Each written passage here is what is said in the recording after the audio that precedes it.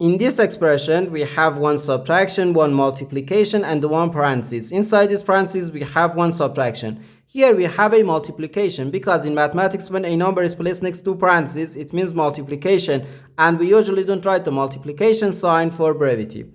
Okay, according to the order of operations, first we have to do parentheses, then exponents, then multiplication or division, and finally addition or subtraction. Remember that multiplication and division have equal priority and we have to work from left to right. And the same applies to addition and subtraction. So here, first we have to do this parentheses, then this multiplication, and finally this subtraction. 6 minus 1 gives us 5. So 6 minus 1 then times 5. Now we have one subtraction and one multiplication.